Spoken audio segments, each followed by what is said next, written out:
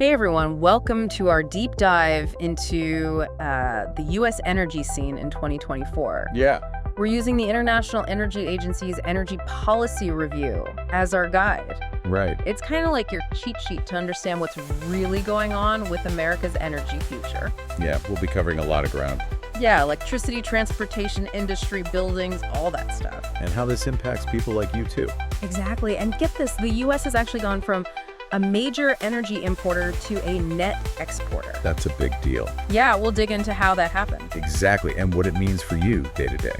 Okay, so let's talk money. Right. Almost $700 billion is going into clean energy projects. That's the power of the IRA and bipartisan infrastructure law Wow. working together. So it's not just government funding. No, it's attracting private investment too. Like a ripple effect. Exactly. It's a whole new energy ecosystem. Okay, so what's the big picture goal here? Transformation. Transformation. Yeah, since 2010, the U.S. has really increased its energy production, mainly through oil and gas.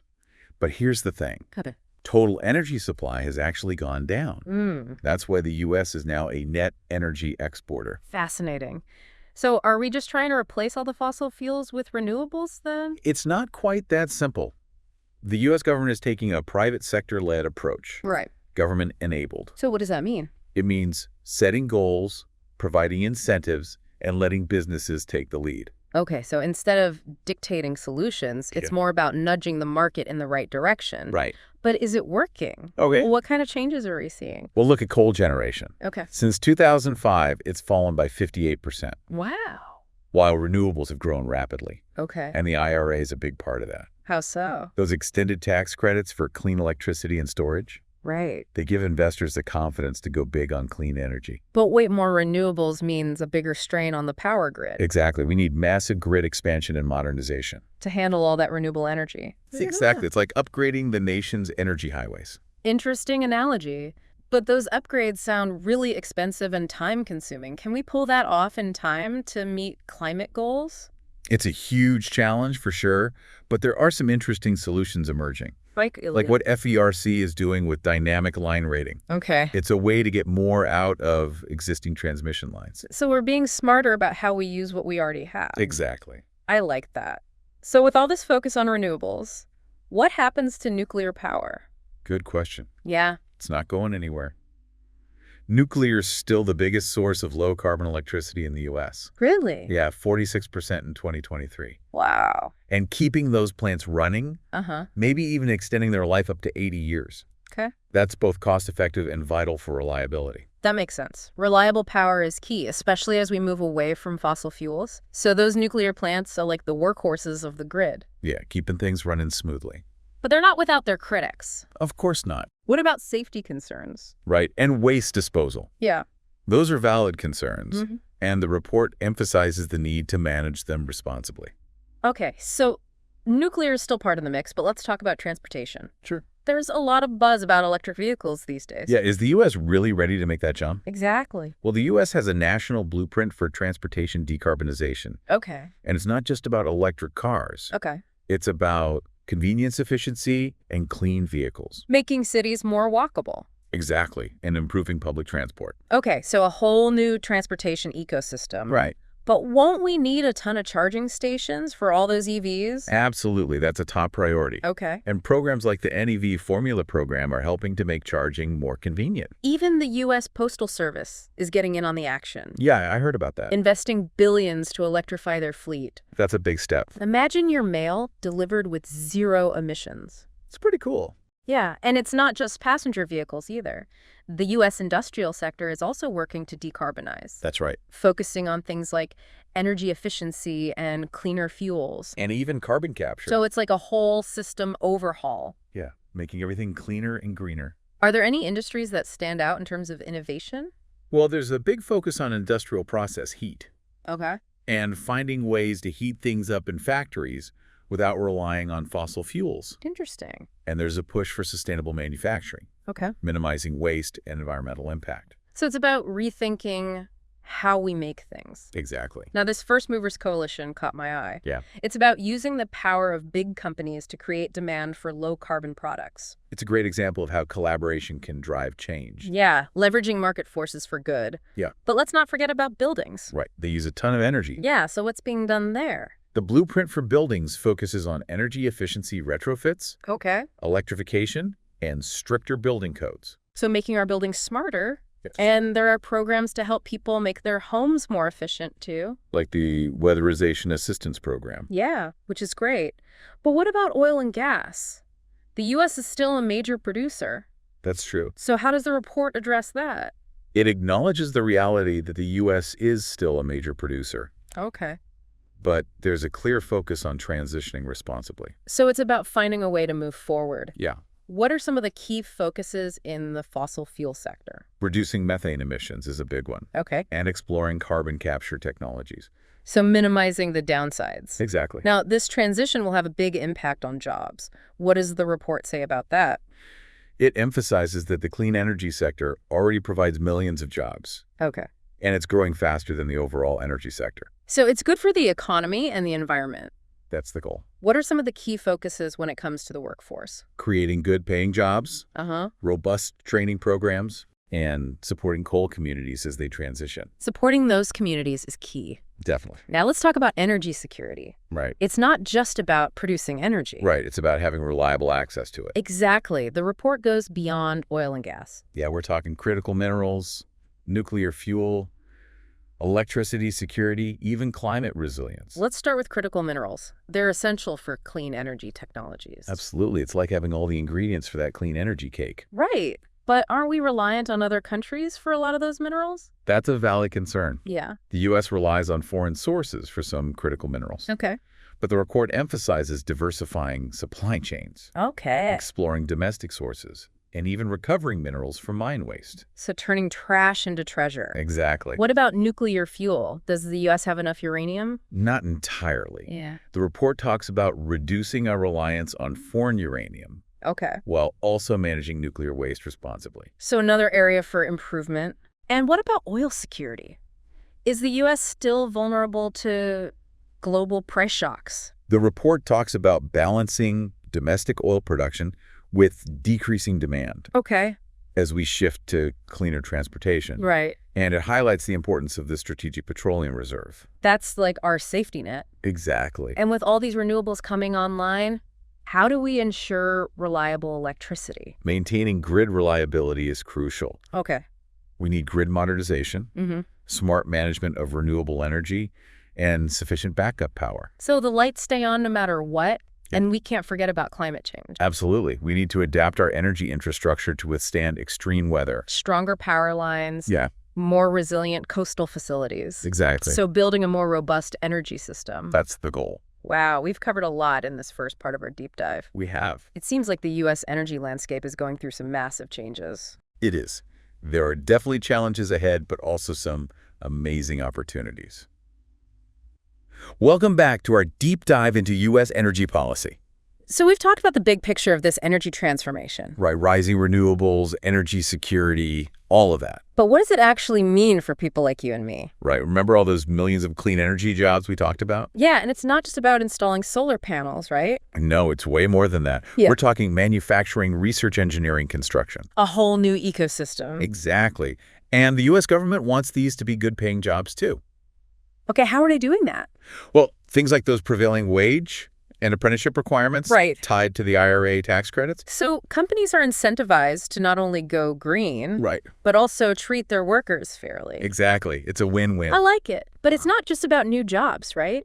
No, you're right. What about those communities that are transitioning away from traditional energy sources? Yeah, like coal. Exactly. Those regions face a lot of uncertainty. Yeah, as those plants shut down. Are there any plans to help them adapt? Absolutely. Yeah. The report highlights investments in infrastructure, job training, and economic diversification.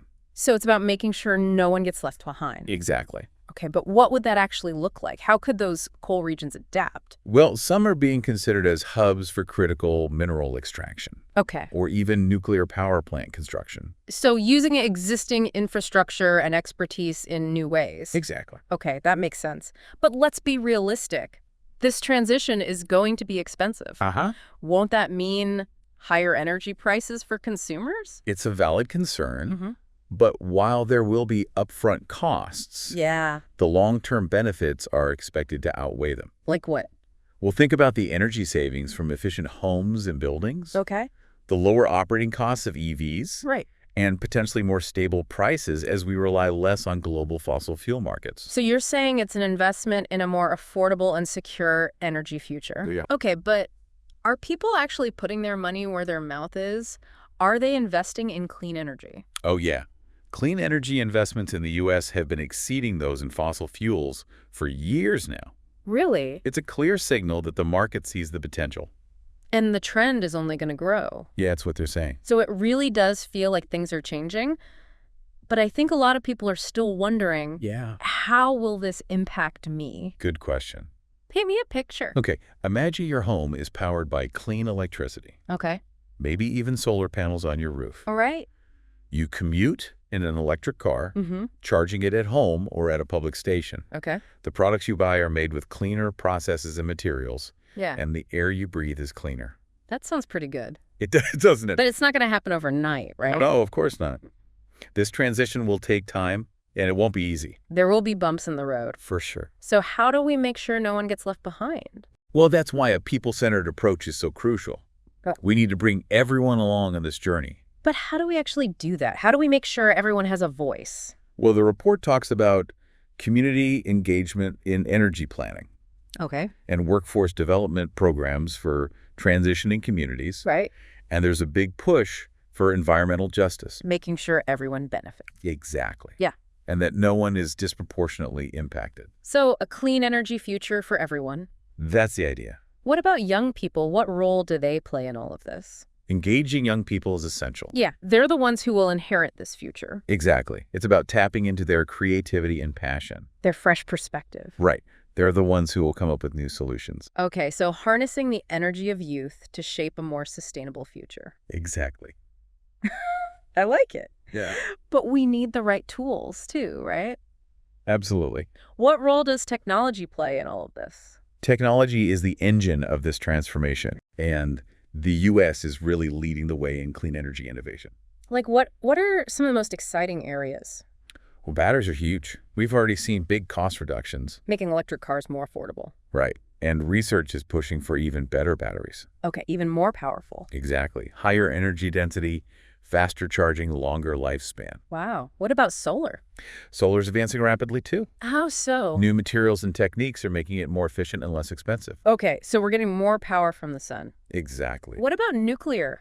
Those advanced nuclear reactors we keep hearing about. Yeah, they have a lot of potential. How so? They're designed to be safer, more efficient, and more versatile. Okay. Some can even recycle nuclear waste, Wow. So maybe a nuclear renaissance. potentially one that addresses those safety and waste concerns. What about carbon capture? Is that technology finally taking off? Carbon capture utilization and storage, or CCUS. Right. It's getting a lot of attention. And what does it do?